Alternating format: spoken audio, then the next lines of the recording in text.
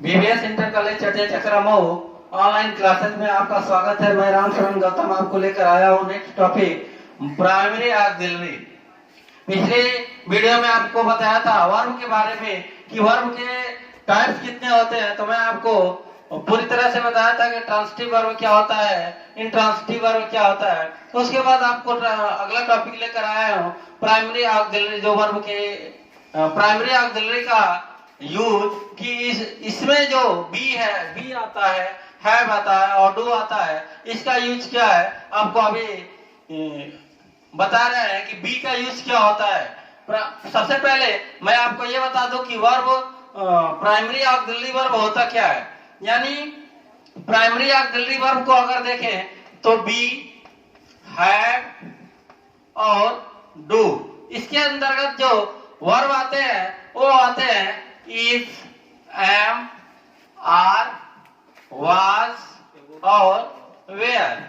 Have के अंतर्गत आते हैं हैज, हैव और हैड। डू के अंतर्गत आते हैं डू, डज, डिड। मैं आपको बता दूं कि बी का जो यूज होता है इज एम आर के रूप में, इज एम आर के रूप में जो होता है वो प्रेजेंट इंडेफिनिट टेंस में होता है, सॉरी प्रेजेंट कंटीन्यूअस में यानी प्रेजेंट टेंस में होता है। वाज वेयर का यूज पास्ट कंटीन्यूअस में होता है और हैव, हैव का यूज आपका प्रेजेंट परफेक्ट में देखने को मिलता है, जबकि हैड का जो यूज होता है वह पास्ट परफेक्ट में देखने को मिलता है। डू का आपको डू और डज का प्रयोग प्रेजेंट इंडेफिनिट में देखने को मिलता है, लेकिन डिड का जो यूज होता है वह पास्ट इंडेफिनिट में देखने को मिलता है। इसका क्या यूज है मैं अभी आपको दिखाऊंगा। आपको स्क्रीन पे दिख रहा है बी के यूज, बी के तहत कितने वर्ब आते हैं, हैव के तहत कितने, कौन कौन से आते हैं और डू के तहत कितने आते हैं। सबसे पहले मैं आपको बता दूं कि प्राइमरी ऑक्सिलरी वर्ब होता क्या है। यानी प्राइमरी ऑक्सिलरी वर्ब वे वर्ब होते हैं जो यूज होकर टेंस, पैसिव फॉर्म और क्वेश्चन या निगेटिव का निर्माण करते हैं, उसी को हम कहते हैं प्राइमरी ऑक्सिलरी वर्ब। अब हम यहाँ देखेंगे बी का यूज। बी का यूज हम देखेंगे तो इज, एम, आर यानी सिंपल प्रेजेंट में भी यूज होता है और प्रेजेंट कंटीन्यूअस में भी यूज होता है। जैसे हम सिंपल प्रेजेंट की बात करें तो जैसे कहते हैं कि Ram is a teacher, Ram is a teacher. दूसरा एग्जांपल अगर दे दें तो Shyam is reading English. Model primary auxiliary में आपको देखने के लिए मिला है बी का ही रूप है जो यहाँ पे इज का प्रयोग हुआ है और यहाँ पे इज का प्रयोग हुआ है। आपको सबसे पहले बता दें कि इसके पहले वाले वीडियो में आपको हम बताए थे एस टू एस और पी टू पी का फार्मूला, जो हमारा इस प्रकार है कि जब हमारा सब्जेक्ट सिंगुलर होता है तो हमारा वर्ब भी सिंगुलर होता है और जब हमारा सब्जेक्ट प्लूरल होता है तो वर्ब का भी इस्तेमाल हम प्लूरल के रूप में ही करते हैं। यहाँ पे राम सिंगुलर है तो हमारा वर्ब भी सिंगुलर आया इज, और यहाँ श्याम भी सिंगुलर है तो वर्ब भी हमारा सिंगुलर इज आया। हम इसमें थोड़ा सा डिफरेंस आपको बताना चाहेंगे कि ये भी वर्ब है इज, ये भी वर्ब है इज, ये दोनों सिंगुलर है, लेकिन क्या इसमें किसको हेल्पिंग वर्ब कहेंगे और किसको लिंकिंग वर्ब कहेंगे। हम आपको थोड़ा सा डिफरेंट बताते हैं कि लिंकिंग वर्ब और हेल्पिंग वर्ब में अंतर क्या है। पिछले वीडियो में ये बताना आपको भूल गए थे और इसमें आ गया प्राइमरी ऑक्सिलरी में, तो मैं आपको बता दूं कि हेल्पिंग वर्ब क्या होता है और लिंकिंग वर्ब क्या होता है। यानी वह क्रिया जो सब्जेक्ट और कंप्लीमेंट को जोड़ने का काम करती है उसको लिंकिंग वर्ब कहेंगे, और वह क्रिया जो एक क्रिया की सहायता के लिए प्रयोग की जाती है उसको हम कहते हैं हेल्पिंग वर्ब कहते हैं। तो डू यू रिमेम्बर दिस कि ये जो यहाँ पे भी इसका प्रयोग हुआ है और यहाँ पे इसका प्रयोग हुआ है, चूंकि ये वर्ब है और एक कंप्लीमेंट है और कंप्लीमेंट को जो जोड़ने का काम करेगा वो लिंकिंग वर्ब कहलाएगा और हेल्पिंग वर्ब को जोड़ने का काम जो कहलाएगा वो आपका हेल्पिंग वर्ब कहलाएगा, और ये ऊपर जो कंप्लीमेंट को जोड़ने का काम कर रहा है वो लिंकिंग वर्ब कहलाएगा। तो ये थोड़े से डिफरेंट लिंकिंग और हेल्पिंग वर्ब में आगे आपका एम का यूज और आर का यूज ठीक उसी प्रकार प्रेजेंट टेंस और प्रेजेंट कंटीन्यूअस में देखते हैं, और वाज और वेयर का प्रयोग आप देखते हैं प्रेजेंट पास्ट कंटीन्यूअस में,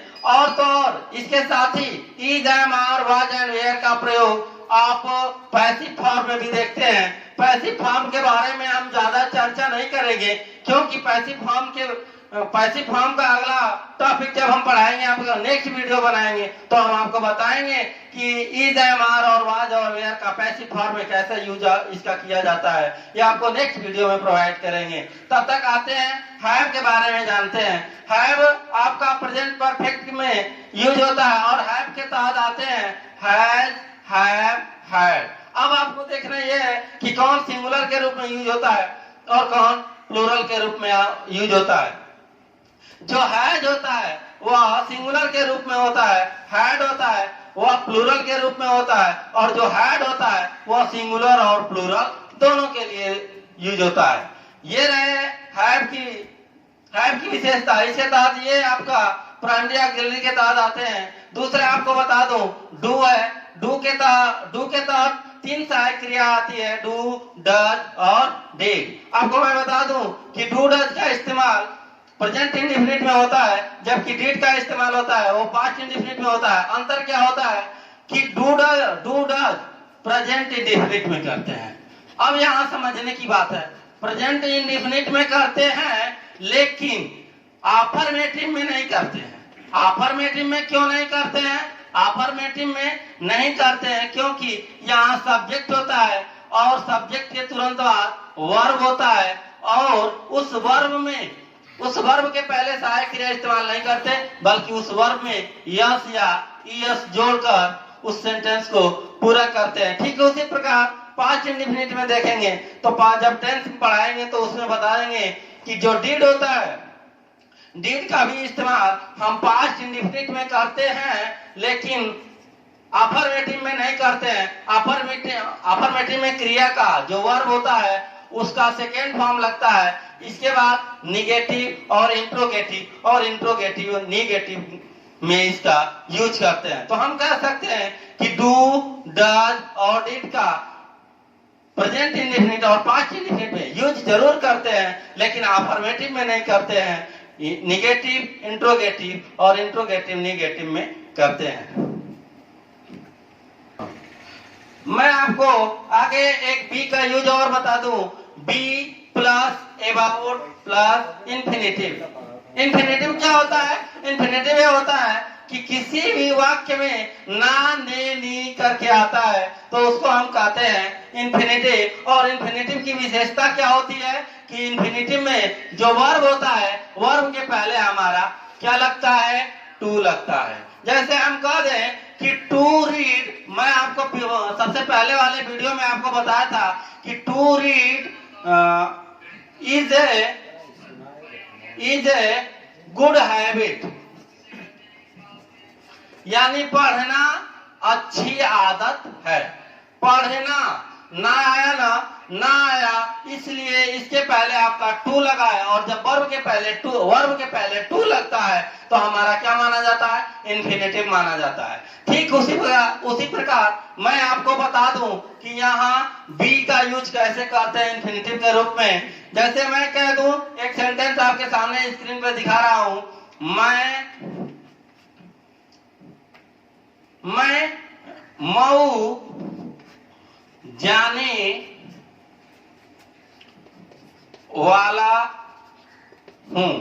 अब इसका जब हम बनाएंगे तो लिखेंगे कि मैं, सब्जेक्ट हमारा हुआ आई के साथ लगाएंगे एम, और इसके बाद अबाउट का यूज करते हैं। ये एम आया बी के रूप में। किसके रूप में? बी के रूप में। इसके बाद हम अबाउट का इस्तेमाल करेंगे, और अबाउट के बाद मैं जाने वाला हूं तो लिखेंगे I am about to go to Mau. मैं आपको बता दूं कि यहाँ वर्ब है और यहाँ वर्ब के पहले ये टू आया है, इसलिए यहाँ इन्फिनेटिव। तो मैं आपको बता दूं कि बी का यूज इन्फिनेटिव के रूप में यानी अबाउट टू के साथ ही लगता है। इसी के साथ आपका प्राइमरी ऑक्सिलरी का ये टॉपिक समाप्त होता है। आगे हम आपका दूसरा टॉपिक मॉडल ऑक्सिलरी लाएंगे जो काफी बृहद स्तर पे होगा। तब तक के लिए इसी के साथ समाप्त होता है। तो इसी के साथ ये टॉपिक समाप्त होता है। अगला टॉपिक मॉडल ऑक्सिलरी पढ़ाएंगे नेक्स्ट वीडियो में। तब तक के लिए थैंक यू फॉर वॉचिंग।